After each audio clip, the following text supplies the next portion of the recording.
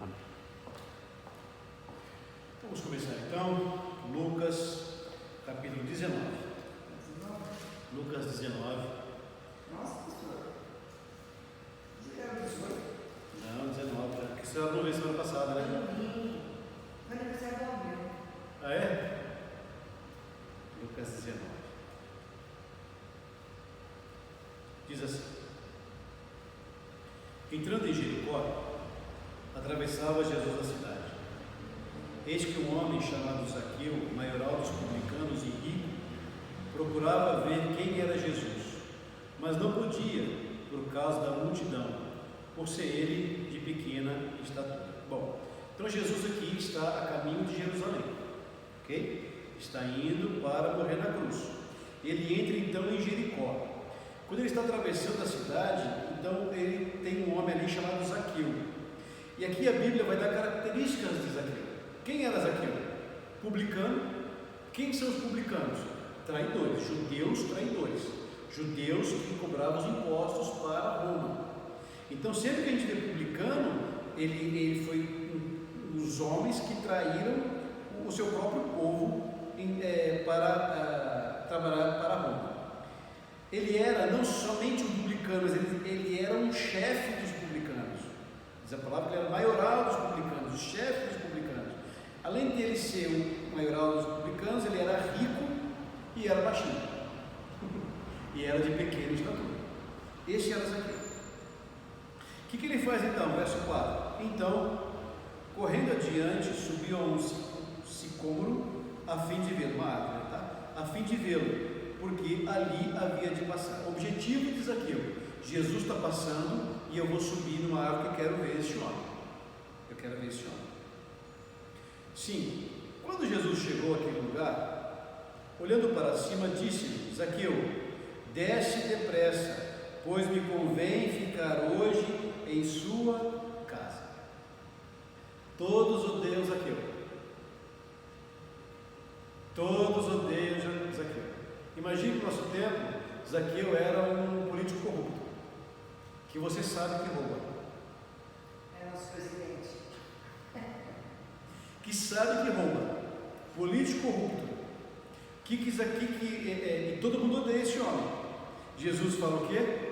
Jesus olha para ele e fala: Zaqueu, desce depressa, pois me convém ficar hoje em sua casa. Eu começo a perguntar por que Jesus olha para ele e não olha para aquela multidão que está andando com ele. Porque Jesus é um reino de ponta cabeça. Jesus veio para confundir os sábios. Jesus não pensa como a gente pensa. Então Jesus, aquele monte de gente rodeando ele, vai olhar para aquele que todos odeiam. Qual a reação do povo? 6 era a primeira, né? Ele desceu a toda pressa e o recebeu com alegria. Então Zaqueu desce da árvore, recebe Jesus: vão para minha casa, porque recebeu o Senhor com alegria. Qual que é a reação do povo? Versículo 7: todos os que viram murmuravam, dizendo que ele se hospedara com um homem pecador. Vamos lá. Imagine a gente. Você sabe que esse homem é corrupto, que ele te rouba, que ele é traidor. E aí Jesus vem e fala: não vou almoçar com você não, eu vou almoçar com ele que é corrupto e traidor. O que a gente faria? O que a gente pensaria sobre Jesus? Jesus está de sacanagem comigo. Não, cara, não vou mudar. Com o pecador você vai sentar com ele. Eu que trabalho, eu que oro, eu que vou à igreja, eu que prego, eu que tudo isso. E meus filhos sentar comigo na minha casa, você vai sentar com ele que nos rouba. Mas Jesus é um reino de ponta cabeça. Vamos continuar. Zaqueu então cheio de alegria recebe ele na casa dele. E no meio do jantar ali, então, verso número 8, no meio do jantar, Zaqueu se levanta e disse ao Senhor: Senhor, eu resolvo dar aos pobres a metade dos meus bens. E se em alguma coisa tenho defraudado alguém, eu restituo 4 vezes mais. Então Jesus lhe disse: Hoje houve salvação nessa casa, pois que também este é filho de Abraão. Presta atenção aqui. Jesus vai para a casa de Zaqueu. Jesus começa a pregar para Zaqueu, porque ele fala assim, entre mentes, que pode ser no inteirinho, naquele meio tempo, Jesus então está pregando para Zaqueu na casa dele, e ele então levanta e fala, por causa da pregação de Jesus, eu resolvo devolver as pessoas. A pregação de Jesus muda o coração daquele homem. A pregação de Jesus transforma o coração daquele homem. Zaqueu naquele momento tem um encontro com Jesus. O encontro com Jesus do Zaqueu não foi só na árvore.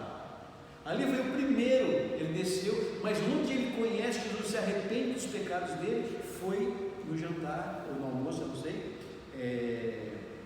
na casa dele. Na casa dele. Porque enquanto Jesus estava ali, Jesus conversava com ele. Por isso que está aqui essa palavrinha muito importante, entre mentes, no verso número 8. É muito importante, porque ali ele teve encontro com Jesus. Ali ele teve encontro com Jesus. E porque ele creu no Messias, porque ele acreditou naquela palavra, então agora ele tem uma mudança de comportamento. Percebe a mudança que ele teve? Se ele era um homem político corrupto, que roubava o povo, agora ele quer fazer diferente. Olha o que ele fala, eu vou devolver para o povo, e se eu defraudei alguém, eu vou dar mais do que eu roubei deles, vou dar 4 vezes mais.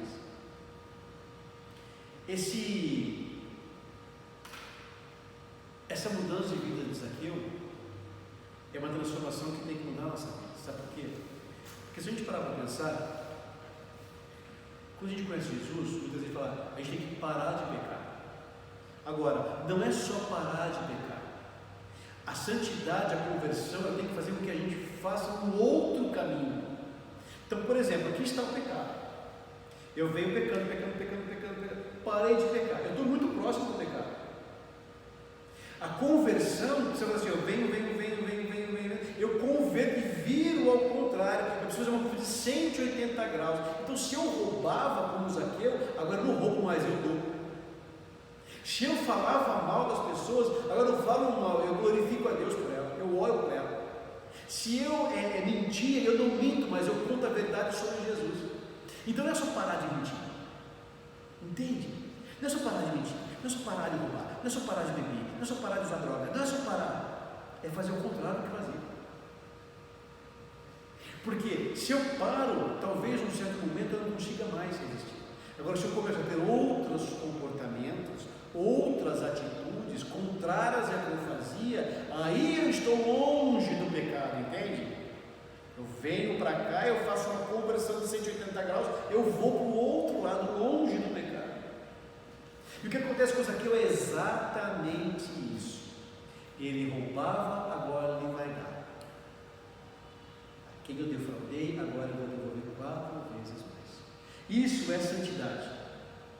E Jesus vai dizer assim para ele, verso de número 9: hoje houve salvação nessa casa, pois que também este é filho de Abraão. Vamos lá.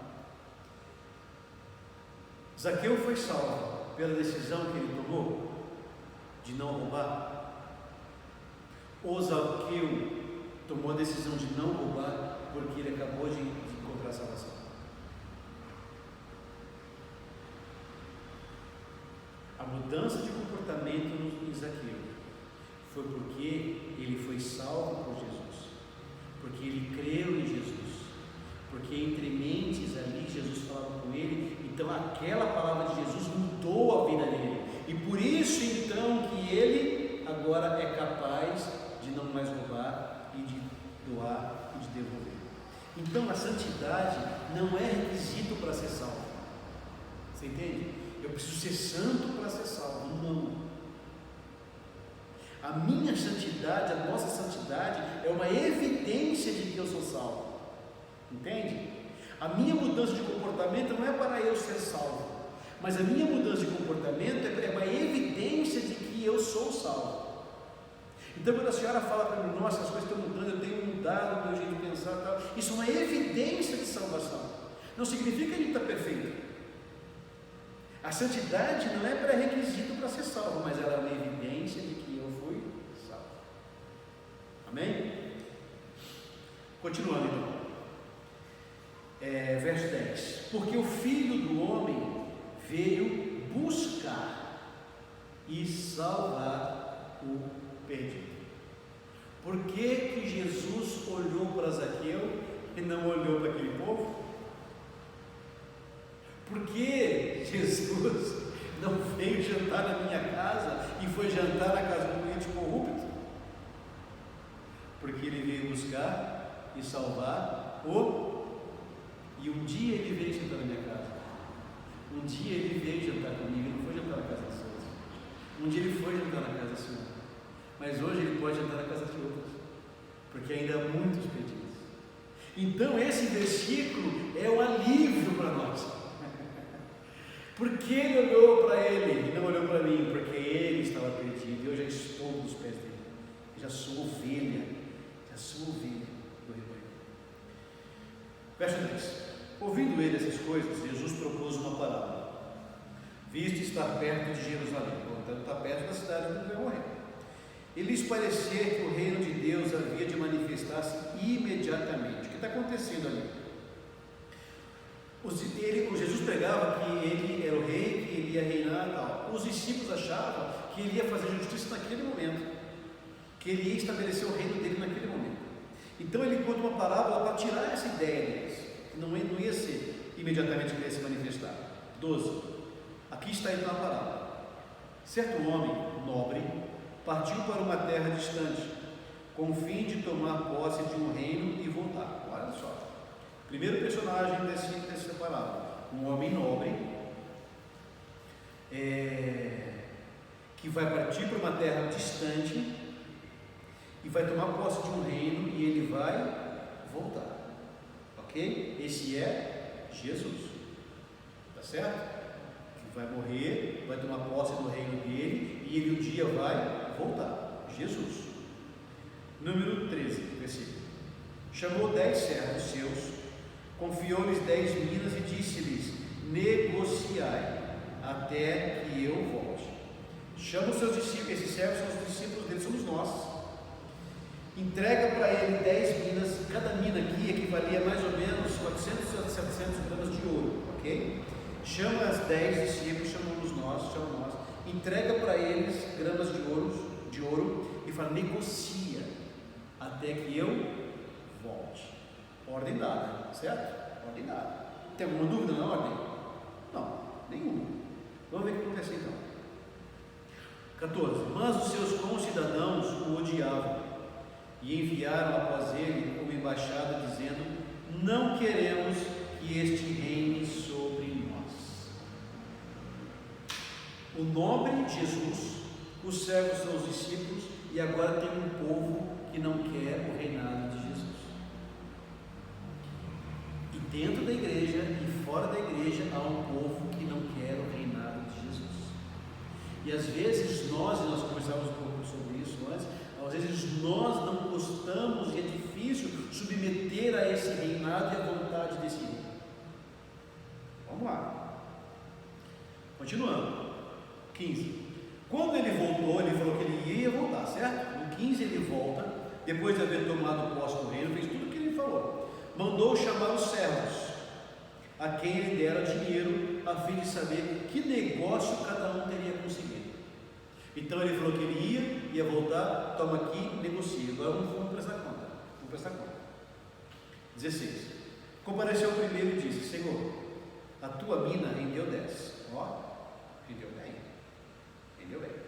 Respondeu-lhe o Senhor: muito bem, servo bom, porque foste fiel no pouco, terás autoridade sobre 10 cidades. Veio o segundo dizendo: Senhor, a tua mina rendeu 5. A este disse: terás autoridade sobre 5 cidades. Verso 20. Veio então o outro dizendo: eis aqui, Senhor, a tua mina que eu guardei embrulhada no lenço. Pois eu tive medo de ti, que és homem rigoroso, tira os que não puseste e ceifas o que não semeaste. 3 homens com a mesma função. Um rendeu 10, um rendeu 5 e outro pegou e guardou no lenço, com medo do patrão. Respondeu-lhe Jesus: servo mau, por tua própria boca eu te condenarei. Sabias que eu sou homem rigoroso, que tiro o que não pus e seco o que não semeei? Por que não puseste o meu dinheiro no banco? E então na minha vinda eu receberia com juros.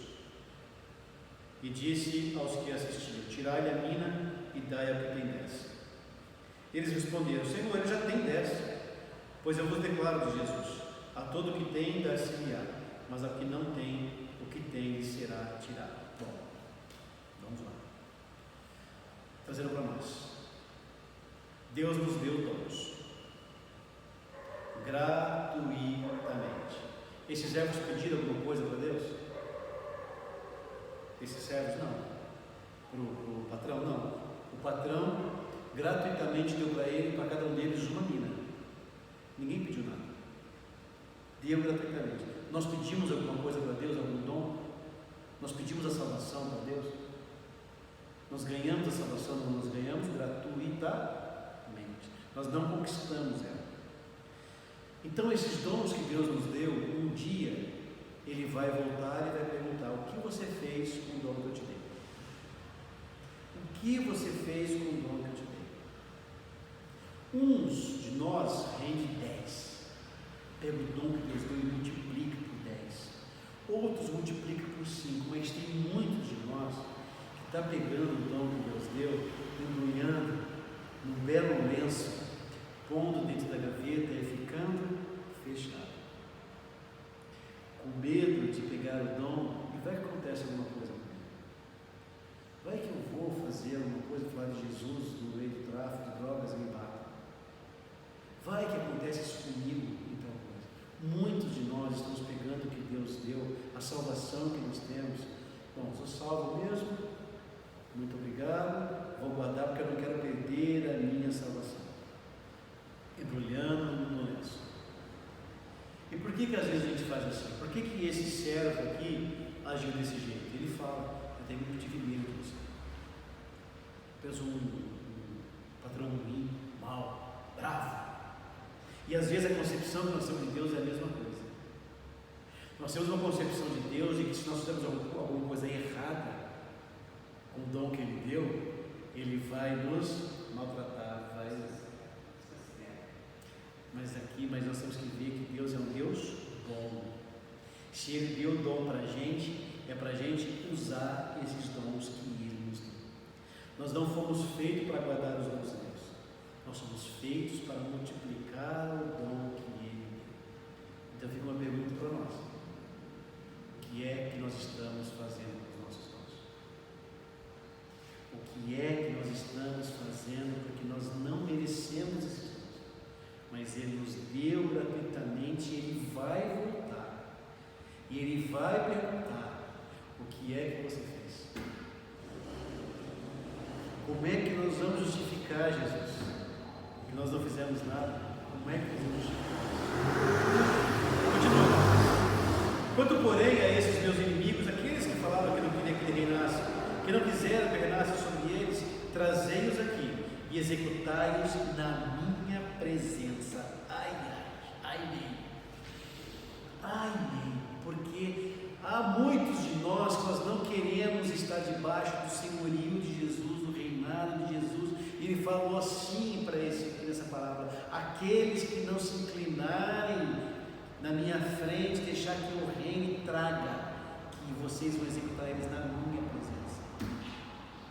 Amados, é muito tempo da gente se render a verdadeiramente a vontade de Deus, porque Ele está falando para a gente em todo o livro de Lucas o quanto nós precisamos render a Ele, o quanto nós precisamos ter uma vida voltada na presença do Senhor Jesus. Verso 28. E dito isso, prosseguia Jesus subindo para Jerusalém. Continua andando. Ora, aconteceu que aproximar-se de Betfagé e de Betânia, junto ao Monte das Oliveiras, enviou 2 de seus discípulos, dizendo-lhes: ide à aldeia fronteira, e ali, ao entrardes, achareis preso um jumentinho, que jamais homem algum montou. Soltai e trazei-o. 31. Se alguém vos perguntar por que o soltais, respondereis assim: porque o Senhor precisa dele. Grifa essa frase, porque o Senhor precisa dele. 32. E dos que foram mandados, acharam segundo lhes disseram a Jesus. Quando eles estavam soltando o jumentinho, seus donos lhes disseram: por que soltais? Responderam: porque o Senhor precisa dele. Duas coisas. Jesus dá uma ordem para aqueles discípulos: vocês vão encontrar isso. Os discípulos fazem exatamente como Jesus mandou. Quando eles chegam lá, eles encontram exatamente o que Jesus falou. E quando os homens perguntam para esses discípulos: por que vocês estão soltando o jumentinho? Jesus instruiu eles falaram o quê? Mandou falar o seguinte: porque o Senhor precisa dele. O que os discípulos falaram? Que o Senhor precisa dele. O que é que nós aprendemos aqui, amados? Que nós precisamos repetir as palavras de Jesus. Nós estamos inventando tanta moda, nós estamos inventando tanta coisa, mas tanta coisa, enfeitando o pavão, nós estamos inventando tanta coisa, e essa passagem vai dizer o seguinte: seja simples, repete o que eu faço, repete o que eu falo, não fale do seu jeito, fale da forma que eu falo. Isso é discipulado.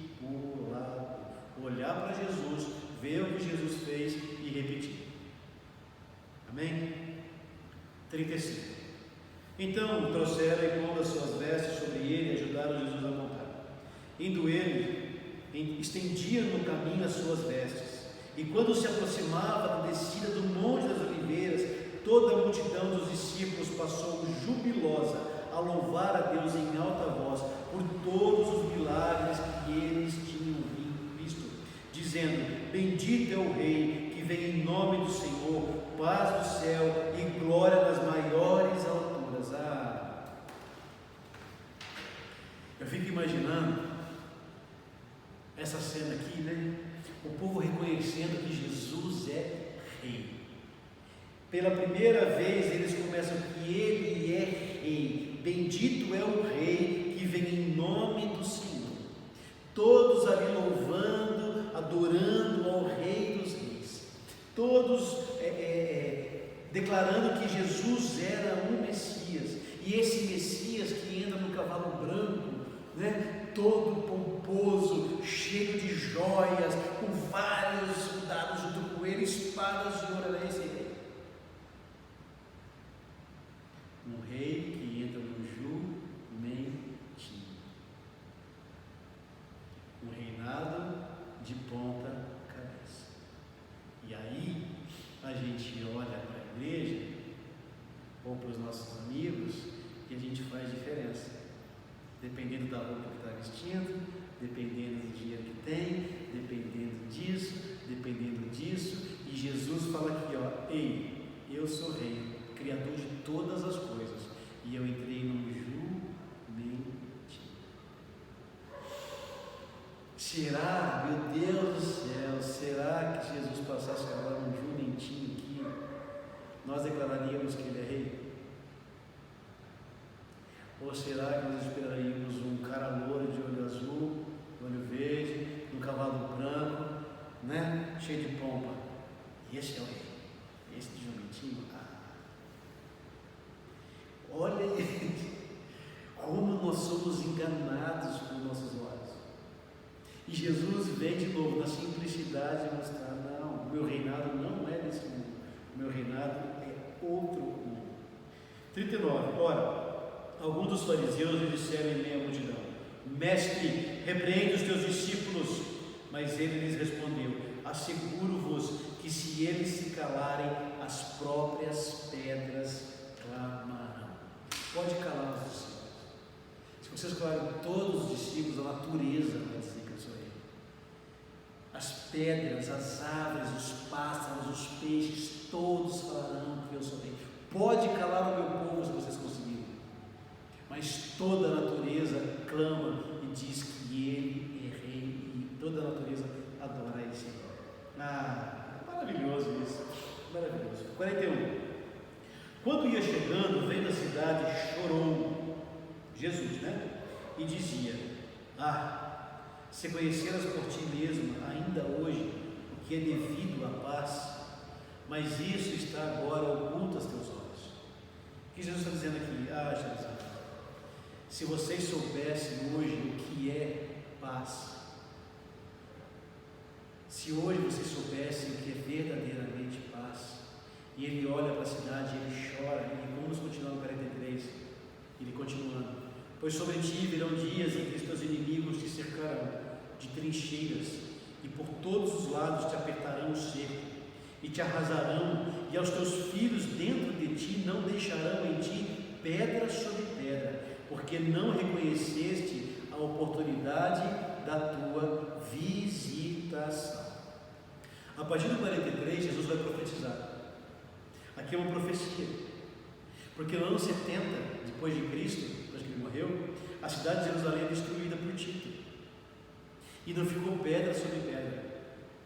E aí Jesus vai falar: olha, isso vai acontecer com vocês, mas vocês estão desprezando a visitação do Rei dos Reis, porque vocês estão desprezando aquilo que verdadeiramente traz paz para vocês. Se vocês reconhecessem verdadeiramente quem eu sou, quem sou eu, vocês jamais passariam pelo que vocês estão passando. Porque vocês não reconheceram quem sou eu, não vai ficar pedra sobre pedra. E aí eu fico pensando sobre a gente, como nós temos perdido o tempo de visitação de Deus. Eu não sei se a senhora tem percebido o que Deus tem feito nessa igreja aos domingos. Quanto Ele tem agido no nosso meio de forma gloriosa. E o quanto as pessoas estão perdendo o tempo de visitação dele. Porque Ele tem nos visitado. Com todas as dificuldades, fraquezas, limitações, erros, o som não funcionando, né? Domingo, mas Ele tem nos visitado. Mas nós temos perdido o tempo de visitação dele. E aí nós queremos encontrar paz. Olha o que ele fala: Jerusalém, Jerusalém, vocês estão perdendo o tempo de visitação, e por esse motivo vocês serão destruídos. Nós estamos perdendo o tempo de visitação de Deus, e por isso nós estamos sendo destruídos espiritualmente. 45. Depois, entrando no templo, expulsou os que ali vendiam, dizendo-lhes: está escrito, a minha casa será casa de oração. Jesus cita aqui Isaías 56, tá? Mas vós a transformaste em covil de salteadores.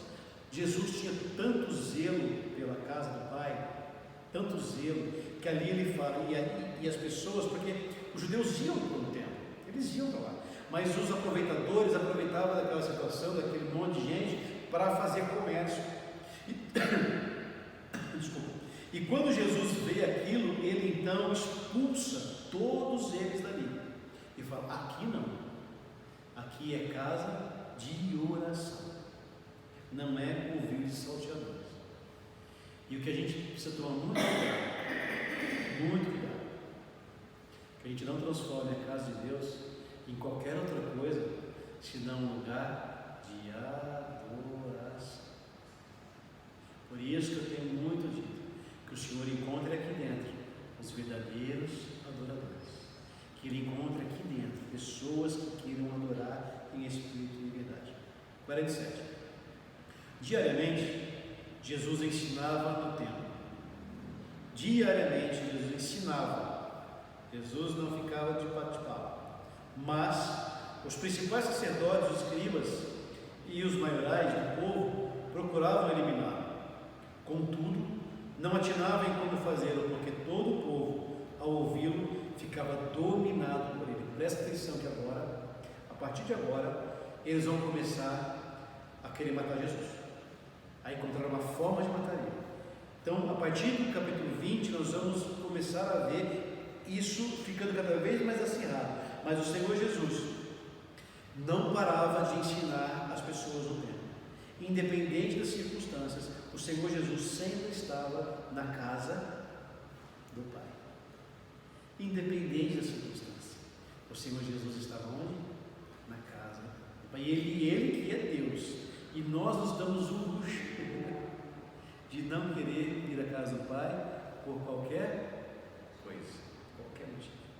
Qualquer motivo é motivo, não é? Qualquer motivo é motivo, a gente não vê. Claro que tem dia que não dá mesmo, né? Dia que não dá mesmo. Mas a gente tem trocado muitas vezes, e não só vir na igreja, também não colocamos a presença dele. A presença, em casa, nossas orações. Eu tenho certeza que você está tendo mais tempo de orar agora, não está?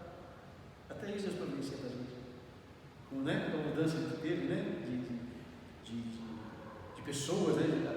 Na casa, até isso Deus providencia para a gente. Mais tempo na presença. Amém?